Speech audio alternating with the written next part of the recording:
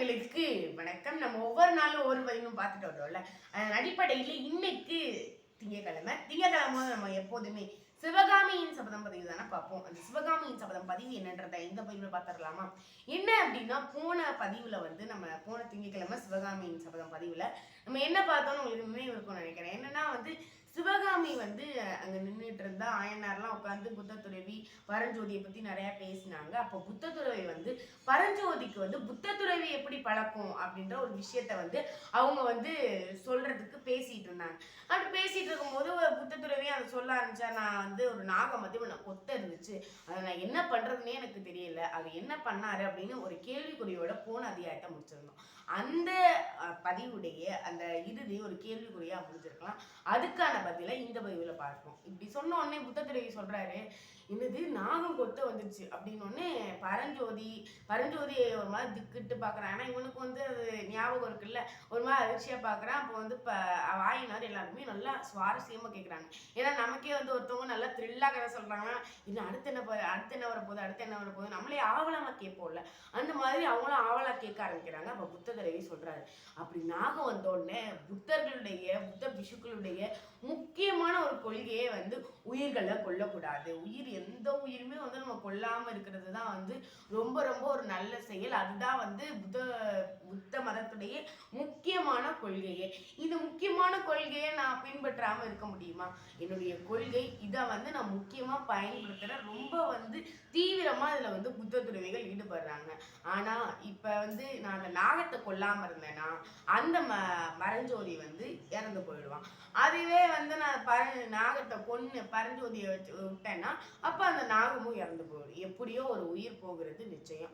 ஆனா இப்ப என்ன பண்றது? அந்த பரஞ்சோதிய அந்த நாகம் கொத்திடுச்சுன்னா அவங்க வீட்டுல நிறைய பேர் இருப்பாங்க. அவங்க வீட்டுல உள்ளவங்க எல்லாம் அந்த மனசை பாதிக்கும். ஆனா அந்த நாகத்தை கொன்னா அவ்வளவா பிரச்சனை இருக்காது. அதனால என்ன பண்றாங்க அப்படின்னா, நம்ம புத்த பிஷு அப்ப நான் என்ன பண்றதுன்னே தெரியல, போ என்னுடைய கொள்கையெல்லாம் விட்டுட்டு என்னுடைய விரதத்தெல்லாம் விட்டுட்டு அந்த நாகத்தை போய் கொன்னுட்டு அதை தூக்கி போட்டுட்டு அப்புறம் இந்த பரஞ்சோதியை கூப்பிட்டுட்டு வழி ஃபுல்லா நடந்தப்ப நிறைய விஷயங்கள் இவங்கிட்ட தெரிஞ்சுக்கிட்டேன். இவனை என் நண்பனா மாத்திக்கிட்டேன். என் சிஷியன்னு சொல்லி இந்த காஞ்சிபுரத்தை ஃபுல்லா அழைச்சிட்டு போனேன்.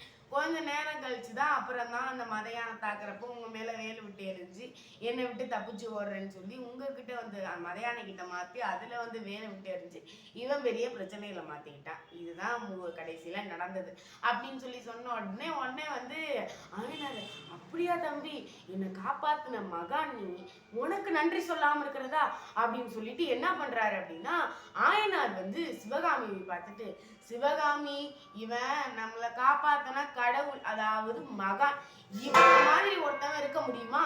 இவன் தான் நம்மளை காப்பாத்தின கடவுள் மாதிரி, நமக்கு ஒரு கடவுள் மாதிரி நம்மளை காப்பாத்தின கடவுள் மாதிரி தான், அதனால அவனுக்கு நன்றி சொல்லு அப்படின்னு சொன்னோடனே இதுக்கு சிவகாமி சொல்றா, ஆமா நான் தான் இவரை விதிக்கு குறுக்க வேலை எறிய சொன்னேன், இவர்களுக்கு நான் நன்றி சொல்லணும்?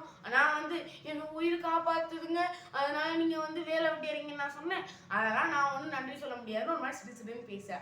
உடனே இதை கேட்ட அவங்க 3 பேருக்குமே ஆயனாருக்கும் பரஞ்சோதிக்கும் புத்த பிஷுக்கும் ஒரு மாதிரி ஆகுது. என்னன்னா ஒருத்தவங்க எவ்வளவு ஒரு கஷ்டமான ஒரு நிலையா இருக்கும். அப்போ ஆயனார் சொல்றாரு, ஏதாவது மாத்தணும்ல, ஒரு கஷ்டமான நிலை, இப்ப பேச்ச மாத்தணும்ல, அதுக்காண்டி ஆயனார் என்ன பண்றாரு, ஒண்ணு சொல்றாரு. என்னன்னா, நாகநந்தி அடிகளே, நீங்க ஒரு நாகநந்தி, நீங்க ஒரு நாகத்தை கொண்டு இவனை காப்பாத்துனீங்க, இவன் எங்களை நாகத்திட்ட இருந்து காப்பாத்திட்டான் அப்படின்னு சொன்னோன்னு, சரி இப்ப ஆயனார் நாகம்னு சொல்லி ஒரு விஷயத்த சொல்றாருல, பரஞ்சோதியை நாகத்திலிருந்து காப்பாத்தினாரு, பரஞ்சோதி எங்க நாகத்திலிருந்து காப்பாத்தினா, ஒரு மதையானைகிட்ட எல்லாம் காப்பாத்தினா, சரி அப்ப இவர் நாகம்னு குறிப்பிடுறது என்ன அப்படின்றத நீங்க தெரிஞ்சுக்கணும்னு நினைக்கிறீங்கன்னா அடுத்த திங்கட்கிழமை சிவகாமி பதிவு வர வரைக்கும் காத்திருங்கள். நம்ம அடுத்து என்ன நடக்க போகுதுன்றத அழகா பார்ப்போம் என்று கூறி உங்களிடமிருந்து விடைபெறுவது நான் உங்கள் சதுரவீராஜ், ஊராட்சி ஒன்றிய நடுநிலைப்பள்ளி செவ்வாய்ப்பட்டியில் நான் 8ஆம் வகுப்பு பயின்று வருகிறேன். நன்றி, வணக்கம்.